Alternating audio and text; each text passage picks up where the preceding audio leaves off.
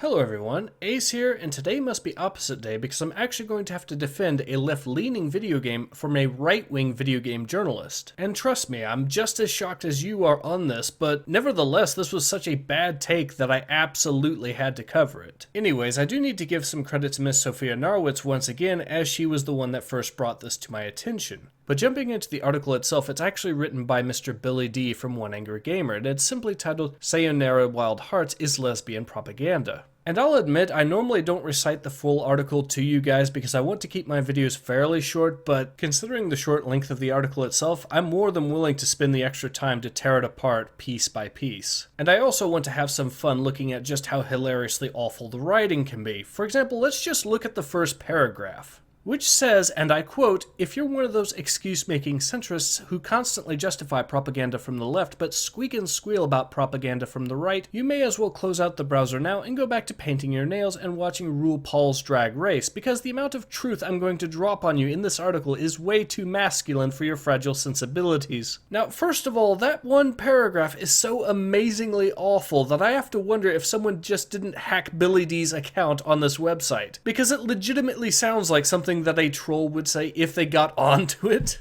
I mean, really think about it. When's the last time you've heard an actual centrist calling for censorship of a right-wing leaning video game? I certainly haven't. The only people that I hear actually calling for censorship, in the past anyways, have been the social justice community from the far left. In fact, one of the main reasons that I am so far outspoken against the far left is because I am against censorship, especially when it comes to art forms. And video games are an art form. So I really don't have any idea who this message is actually being directed towards. And right now, Billy D here is coming off less like a game journalist and more like Don Quixote charging windmills. So let's keep reading, shall we? With that disclaimer out of the way, let me make it perfectly clear for everyone who may have been interested in the game Sayonara Wild Hearts from Samigo and Annapurna Interactive, the game is lesbian propaganda.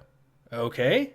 And what's your point here exactly? Are you arguing that because it's propaganda, it must therefore inherently be bad as a game? So having actually read the full article, I do of course know the answer to this. Yes, he is making that argument. Which is why now is actually a good time for me to explain a very important distinction regarding the keep your politics out of our video games movement. Something that gets very frequently overlooked, and which is what ultimately leads to that movement being built into a sort of straw man. And here it is, you ready? Not every game that is political is inherently bad or should be despised. There are indeed games that have in the past had political themes within them that are 100% perfectly fine. In fact, you could take it a step further and say that there are games out there for whom politics are an actual essential theme. Games such as the Tropico series, for example, that I have mentioned in the past. The problem comes into play, and most people start complaining when politics are forcefully inserted into a game, and in particular where they do not belong. Allow me to provide you a very specific example, which I have railed against time and time again, specifically Battlefield 5. The game was heavily criticized for inserting identity politics into a World War II theme, despite trying to argue that it was a historically accurate game. And as a result, most people weren't exactly happy with the reveal trailer. And things only got worse when EA and DICE decided to declare war on their own fan base.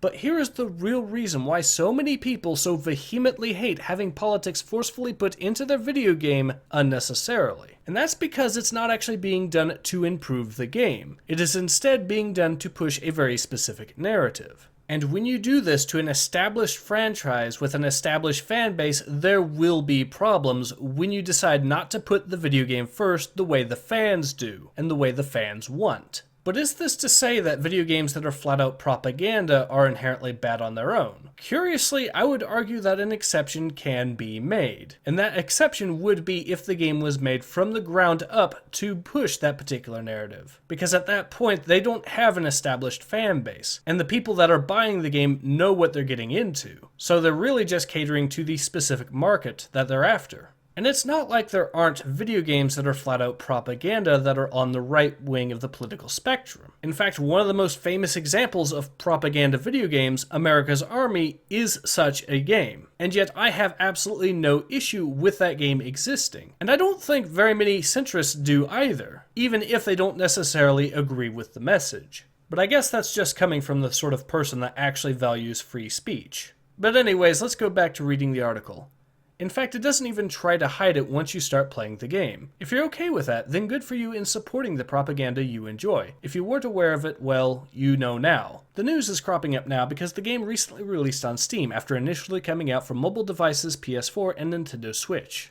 Alright, so you're arguing that it is once again propaganda, but you don't have to support the propaganda to actually believe that it should have a right to exist either way. And that's my personal take on this. This game flat out admits what it is, by your own admission. It is not an established franchise, it is something that has been built from the ground up. I see no problem with this game existing. And you know what, let's play devil's advocate here and say that you're not actually calling for censorship here. Okay. Then why did you write this article? If you have an answer, go ahead and give it to me in the comments. I'm genuinely curious. But anyways, let's go ahead and read on, shall we? Some of you are probably scoffing and shouting, "You liar," which is the normal reaction to most blue-pilled normies who have no clue how the real world works. However, the good part for me is that I just have to direct you to the reviews of the game from left-leaning outlets and they'll do all the convincing for me, which saves me a ton of time of having to write various paragraphs about the game. Laura Kate Dale from Sci-Fi basically spoiled the entire game in the review, writing, and he of course provides the entire paragraph here.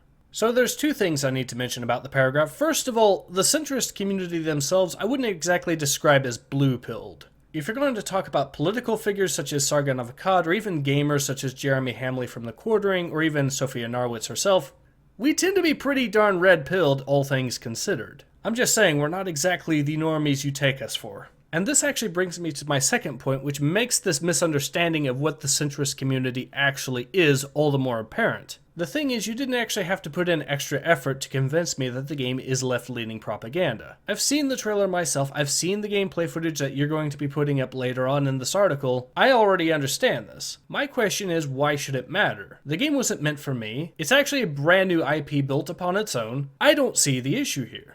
You know what, I am going to have to actually skip ahead a little bit in this article and not read the entire thing like I originally planned, because at this point it would actually get a little bit too repetitive. So like I said, let's go ahead and skip ahead just a little bit.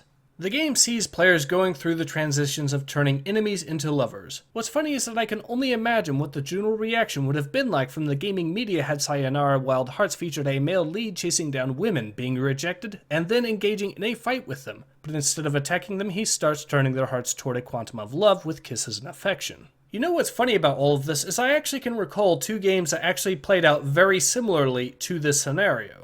Both of which were amusingly enough fighting games, very specifically the 2011 version of Mortal Kombat and Injustice. In the case of the former, there's actually a level where you play as Johnny Cage, who, after getting rejected by his love interest Sonya, actually starts a fight with her. In the case of Injustice, it's a very similar scenario, but instead with Joker and his love interest Harley Quinn. Now granted, the characters that you're playing as don't exactly throw kisses at their love interests, but they do end up earning their affection afterwards. So I have to wonder if that doesn't actually make them slightly worse, at least if we're going to go by your own estimation. Anyways, moving on, there would be Twitter threads with 30,000 likes about how the game represents the patriarchy and how men are awful and how heterosexuality needs to die, and how everyone who constantly rags on those of us who are against propaganda will be in there liking and sharing these tweets. It's a sad and unfortunate state of society. Yes, we really do live in a society, but as I've already mentioned, there are a couple of examples of this sort of scenario playing out in mainstream AAA titles. Now granted, I don't know exactly how much backlash that these games got, because I wasn't really paying attention, because fighting games aren't normally my thing, but I will play them. But like I said, I haven't really paid that much attention to this, so if there was this massive backlash that someone knows about, please feel free to let me know. Anyways, moving on. Nevertheless, if you were unaware of what Sayonara Wild Hearts was about, well, you know now. Yes, and knowing is half the battle. The other half is shrugging your shoulders and going, okay. So the question is, are you still going to support a game promoting lesbian propaganda? Or are you going to ignore it? Or are you going to justify it because you don't want the Twitter hordes to come down on you like the UN's predatory peacekeepers ravaging innocent young children in the Central African Republic? So what I actually find rather amusing about this final paragraph is that even though Mr. Billy D here likes calling out the centrists for so-called virtue signaling when they complain about his article, he decides to end his article by virtue signaling. And you want to know what makes this even more hypocritical and tone-deaf? It's the fact that by doing this, he's actually committing the one thing the Keep Your Politics Out of Video Games group does not want to see done. The simple fact of the matter is that it was utterly and totally unnecessary to force in a political message about the UN doing naughty things in the Central African Republic. However reprehensible they may actually be, they do not in any way fit within this particular article. And because of this, the only logical answer I have for why you have put them in here anyways is that you're trying to virtue signal, as I have mentioned. There absolutely is a time and place to talk about all the horrible, shady things that the UN has done and is doing, but it's not when you're writing an article about left-leaning propaganda in a video game. All you've done is weaken the content of your article on the whole here. And I should mention, that doesn't exactly help your case on trying to talk about some of the other more serious things.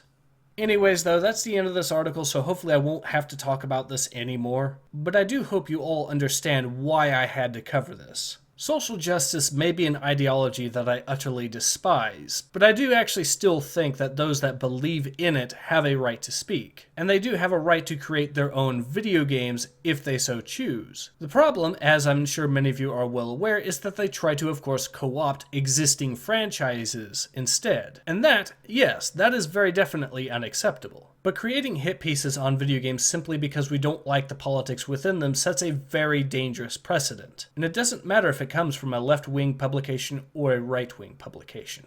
It's my hope that Mr. Billy D actually takes what I've said here to heart, and I am well aware of the fact that he has actually used a couple of my videos in the past as sources for previous articles. But I refuse to adopt the sort of double standards that would have me ignoring mistakes like this. In any case, this has been Ace. Hope to see you guys again soon. Take care. Ace out.